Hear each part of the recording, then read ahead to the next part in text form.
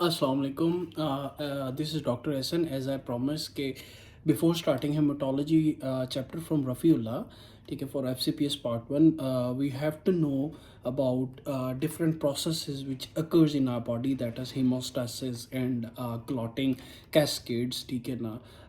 We have to have little bit concept about these processes, ठीक है ना. तो as we proceed forward, तो मैं पहले बता दूं कि हेमोस्टेसिस जो होती है हमारे पास वो क्या है. बेसिकली एक प्रोसेस है जिसमें हमारे पास ना ब्लड, जैसे ही कोई इंजरी होती है वेजल को, और वहाँ से ब्लड ऊज आउट करना स्टार्ट कर देता है, ठीक है. और ये हमारे पास जो है ना बॉडी पे डिफरेंट मैकेनिज्म से इस जो ब्लीडिंग हो रही है इसको रोकना है, ठीक है ना, टू स्टॉप ब्लीडिंग, ठीक है. That is hemostasis. और हेमोस्टेसिस में फिर कुछ हमारे पास ना different phases, different factors involve होते हैं. We have to discuss those factors. After that we will easily understand all the different diseases जो हमने रफ़ी में पढ़नी है, ठीक है.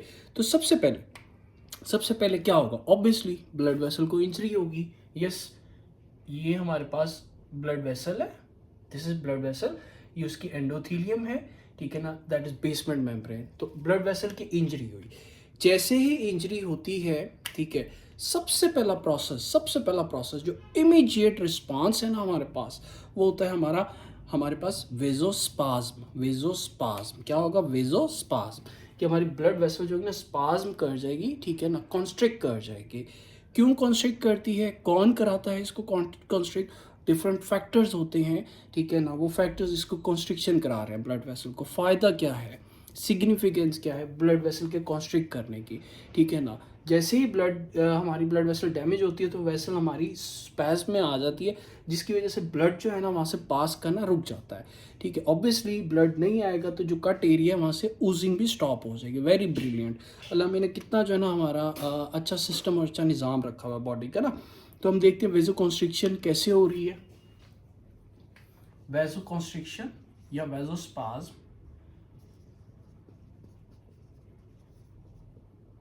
फर्स्ट फेज है.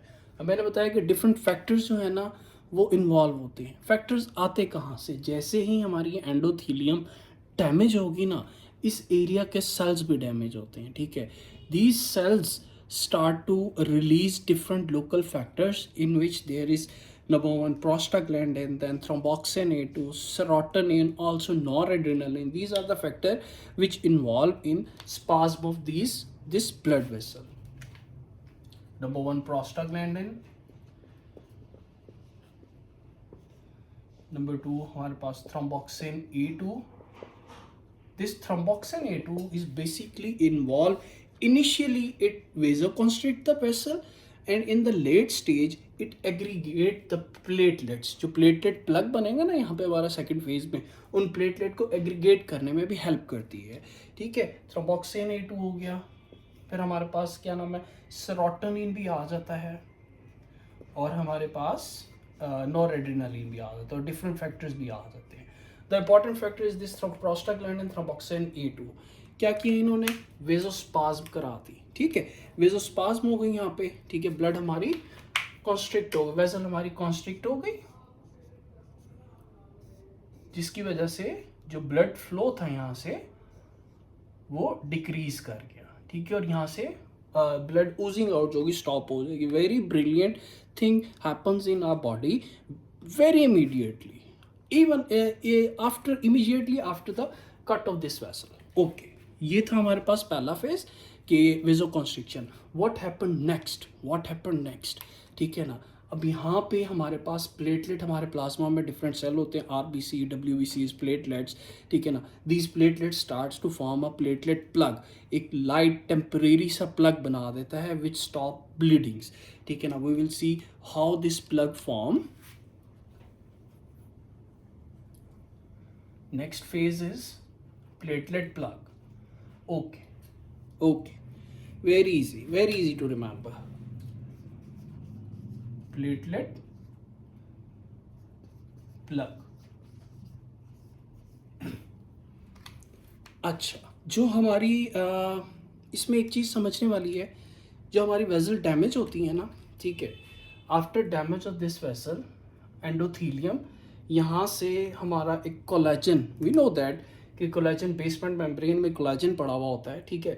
This collagen also exposed into the internal environment. This is collagen, ठीक है. Internal environment of the blood vessel, जहाँ से हमारे डिफरेंट कंपोनेंट जो हैं ब्लड के, आरबीसी, डब्ल्यूबीसी, प्लेटलेट वगैरह फ्लो कर रहे हैं. When this collagen expose inside the internal environment and हमारे पास जो है ना एक फैक्टर रिलीज होता है, ठीक है ना. एक हमारे पास फैक्टर आता है जिसको हम कहते हैं von Willebrand factor. Von Willebrand factor, ये फैक्टर कहाँ से रिलीज हो रहा होता है, इसको कौन रिलीज करता है, हेल्प कौन करता है इसके रिलीज में. बेसिकली हमारे पास platelets, these are the platelets.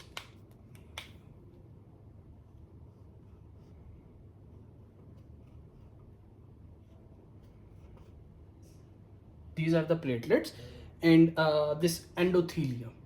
This endothelium, platelet and endothelium when come in contact, they release what? Von Willebrand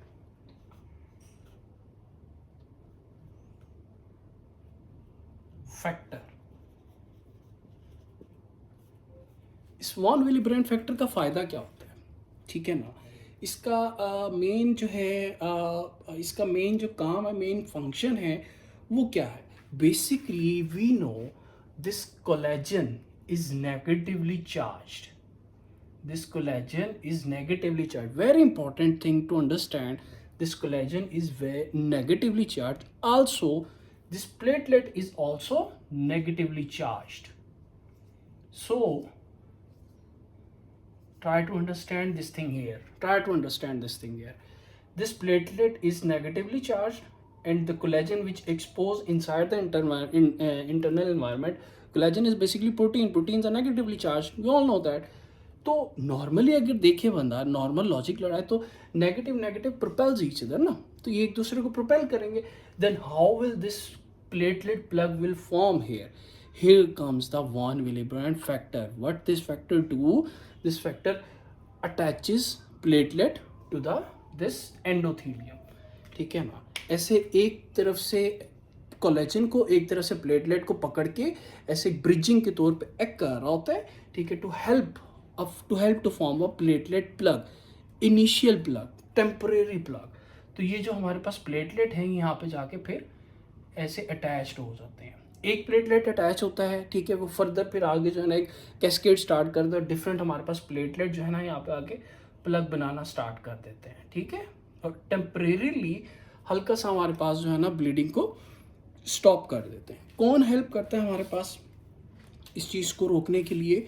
वो हमारे पास वॉन विलीब्रेंड फैक्टर होता है. अब इसके अकॉर्डिंग हमारे पास एक डिजीज़ है, दैट इज़ वॉन विलीब्रेंड डिजीज़, ठीक है ना, जिसके अंदर हमारे पास क्या नाम है, this factor von Willebrand factor is absent and उसमें फिर हमारे पास ब्लीडिंग प्रॉब्लम स्टार्ट हो जाती हैं, ठीक है. So this is all about haemostasis initially, ठीक है ना. अब जैसे ही हमारे पास एक प्लेटलेट प्लग और एक टिश्यू नेटवर्क बन जाता है, ठीक है, this starts to form the next thing which is clot. The next thing which is primary clot and secondary, and फिर उसके बाद वो हार्ड हो जाती हैं सरफेस. तो क्लॉटिंग फॉर्मेशन में ना हमारे पास डिफरेंट चीज़ें आती हैं, ठीक है.